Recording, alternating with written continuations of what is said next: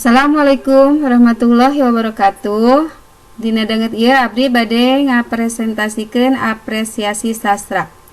Satacan abdi ngapresentasikeun apresiasi sastra, nepangkeun abdi ti kelompok 4 nyata Bu Neneng Nurhasana sareng Bu Heni Asmiati.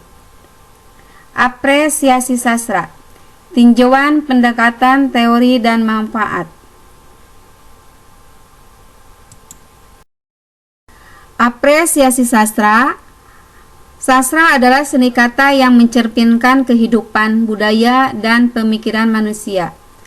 Apresiasi sastra penting untuk memahami nilai-nilai dalam karya sastra. Pendekatan seperti formalis, historis, analisis digunakan dalam menggali makna karya sastra.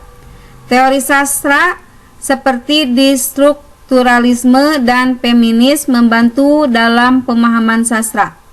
Makalah ini membahas tinjauan terhadap pendekatan, teori, dan manfaat mengapresiasi sastra dengan harapan memberikan pemahaman yang lebih dalam tentang pentingnya sastra dan warisan budaya manusia.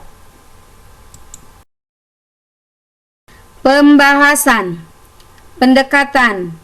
Pendekatan apresiasi sastra merupakan metode atau cara pandang yang digunakan untuk memahami dan menikmati karya sastra secara lebih mendalam. Teori. Dalam apresiasi sastra terdapat berbagai teori yang digunakan untuk memahami karya sastra secara lebih mendalam. Manfaat. Mengapresiasi sastra tidak hanya memberikan hiburan semata, tetapi juga memiliki manfaat yang mendalam dalam perkembangan pribadi intelektual seseorang. Pendekatan apresiasi sastra. Pendekatan apresiasi sastra merupakan metode atau cara pandang yang digunakan memahami dan menikmati karya sastra secara lebih mendalam. Berikut adalah macam-macam pendekatan apresiasi sastra. 1. Pendekatan formalis. 2. Pendekatan historis. 3. Pendekatan analisis.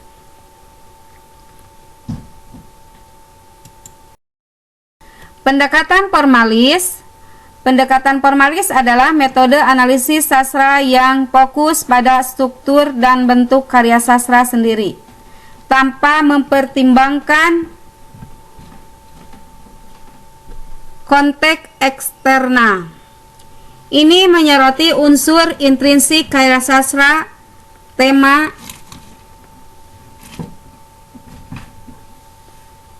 gaya bahasa, narasi, karakter, dan konflik. Mengajak pembaca untuk menghargai keindahan, keutuhan karya sastra sebagai objek otonom dengan nilai seni tersendiri. Ciri-ciri karakteristik. 1. Fokus pada struktur dan bentuk. 2. Tidak menghitungkan konteks eksternal. 3. Penekanan pada unsur-unsur intrinsik. 4. Penilaian atas keindahan dan keutuhan karya. 5. Objektivitas dalam penilaian. Pendekatan historis. Pendekatan historis merupakan salah satu metode analisis sastra yang mempertimbangkan konteks, sejarah, budaya, dan sosial di mana karya sastra itu dibuat. Ciri-ciri karakteristik. 1. Konteks, sejarah, dan budaya. 2. Pengaruh lingkungan pada karya sastra. 3. Pemahaman terhadap penulis dan karya. 4. Analisis terhadap perubahan dan perkembangan. 5. Menyelidiki konteks makro. Pendekatan analitis. Pendekatan analitis dalam apresiasi sastra menggunakan pemikiran logis dan kritis untuk menganalisis dan memecahkan masalah, membantu mengungkap makna dan nilai-nilai dalam karya sastra. Kemampuan analitis penting dalam ilmiah dan bisnis karena mendukung pengambilan keputusan yang efektif. Dengan pendekatan ini, pembaca sastra dapat melakukan analisis mendalam terhadap berbagai aspek karya sastra seperti struktur naratif, karakter dan pesan, serta mengembangkan kemampuan berpikir kritis dan logis. Definisi menurut para ahli. Analisis adalah upaya menguraikan suatu masalah atau fokus penelitian menjadi bagian-bagian sehingga tatanan bentuk yang diurai terlihat jelas, memudahkan pemahaman maknanya atau permasalahan yang dihadapi. Menurut Oxford Dictionary of Philosophy tahun 1996, analisis adalah proses pemecahan konsep menjadi bagian-bagian yang lebih sederhana untuk menampilkan struktur logikanya.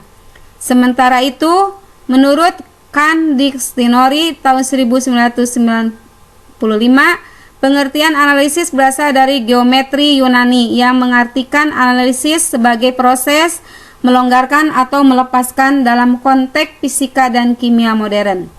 Analisis juga digunakan untuk memecahkan keutuhan kompleks menjadi elemen-elemennya. Ciri-ciri karakteristik. 1. Bersifat ilmiah. 2. Menggunakan pendekatan analitis. 3. Logis dan sistematis dalam pelaksanaan. 4. Data akurat. 5. Data aktual. 6. Membuka peluang untuk pertanyaan baru. Teori apresiasi sastra. Dalam apresiasi sastra terdapat berbagai teori yang digunakan untuk memahami karya sastra secara lebih mendalam. 2 teori yang sering digunakan adalah teori 1. Teori strukturalisme. 2. Teori feminis. Teori strukturalisme adalah teori dalam sastra menekankan struktur internal karya sastra sebagai kunci untuk memahami makna dan nilai-nilainya. Berawal dari bidang linguistik struktural. Teori ini diterapkan dalam studi sastra oleh Roland Barthes dan Claude Lévi-Strauss. Mereka melihat karya sastra berbagai struktur dengan unsur-unsur yang paling berhubungan dan diatur oleh aturan tertentu. Implikasi dalam apresiasi sastra. Dengan menggunakan pendekatan strukturalisme, pembaca dapat melihat karya sastra sebagai sebuah struktur yang kompleks. Analisis strukturalisme memungkinkan pembaca untuk mengidentifikasi pola-pola tertentu dalam karya sastra. Dengan memahami struktur internal karya sastra, pembaca dapat mengungkap makna dan pesan tersembunyi dalam teks. Teori feminis. Teori feminis dalam sastra menekankan peran gender menciptakan, menerima, menafsirkan karya sastra. Teori ini mengupayakan manusia terhadap bagaimana perspektif gender mempengaruhi cara kita membaca dan menafsirkan karya sastra. Implikasi dalam apresiasi sastra. Pendekatan feminis membantu melihat manusia sastra mencerminkan dan membentuk pandangan gender dan masyarakat, serta menggali representasi perempuan dalam sastra. Analisis juga memperluas pemahaman tentang karya sastra dengan menekankan penting perspektif gender dalam membaca dan menafsirkan teks, serta memahami bagaimana sastra menjadi alat melawan ketidaksetaraan gender. Manfaat mengapresiasi sastra. Mengapresiasi sastra memberikan manfaat dalam perkembangan pribadi dan intelektual, seperti pemahaman mendalam tentang kehidupan manusia, pengenalan budaya dan tradisi, serta refleksi terhadap realistis sosial dan politik. Selain itu, mengapresiasi sastra juga meningkatkan kemampuan berpikir kritis dan analisis, serta kemampuan berbahasa melalui identifikasi lapisan makna, pengembangan argumen, dan pengasahan kemampuan berpikir kritis. A. Pemahaman lebih dalam tentang dunia dan pengalaman manusia. Sastra memiliki peran penting sebagai cermin kehidupan manusia. Dalam karya sastra, kita dapat menemukan cerita-cerita yang mencerminkan berbagai aspek kehidupan seperti cinta, kehilangan, persahabatan, perjuangan, dan konflik. 1.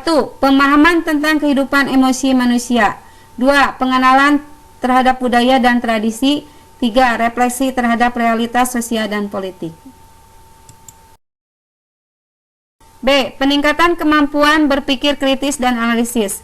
Sastra memiliki potensi besar dalam meningkatkan kemampuan berpikir kritis analisis seseorang. Cerita-cerita dalam sastra seringkali kompleks dengan berbagai lapisan makna. 1. Mengidentifikasi dan menganalisis lapisan makna.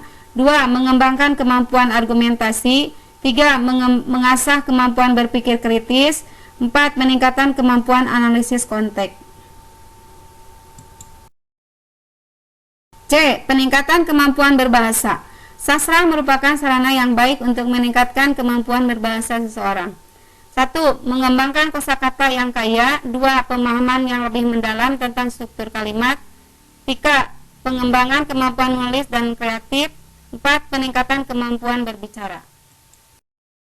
Kesimpulan, apresiasi sastra penting untuk memahami dan menikmati karya sastra lebih dalam.